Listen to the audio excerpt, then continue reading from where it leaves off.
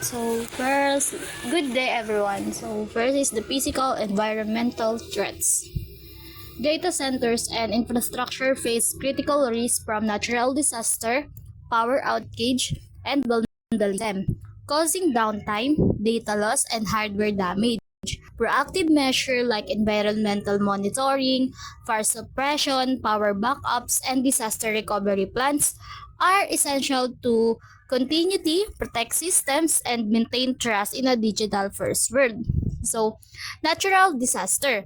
First, earthquakes are one of the most significant natural disasters that pose a serious threat to IT infrastructure, primarily due to intense vibration they generate. This vibration can cause severe physical damage to critical equipment such as servers, hard drives, and network system, leading to disruption in functionality. Sensitive components within hardware, such as spinning drive or fragile circuit boards, are particularly vulnerable to shock and impact, which can cause immediate or long-term failures. Moreover, the violent shaking can display racks, loosen cables, connections, and even topple entire service stock, resulting in chaos within data centers. The structural integrity of buildings, housing's IT equipment is another crucial concern. An earthquake can compromise the foundation and support system of a facility. It's creating risk of partial or total collapse. Next is the floods.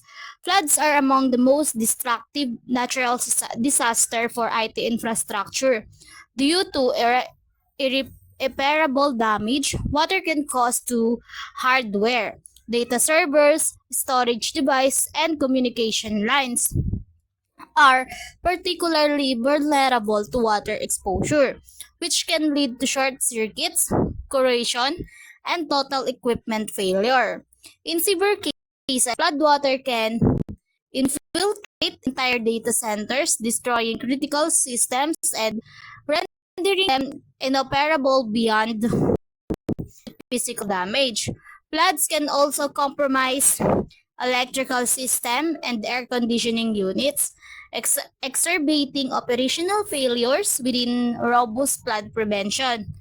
Measuring like elevated server placement, water-resistant enclosures, and effective drainage system. The financial and the operational repercussion of such events can be devastating.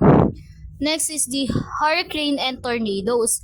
Pose a dual threats to IT infrastructure through high winds, debris, and extended power outage. The sheer force of this natural disaster can topple communication towers, tear apart building structures, and scatter debris that may physically damage critical equipment. Power outage caused by down utility lines or damage substation can disrupt IT services for an hours or even days, leading to significant downtime and data access issues.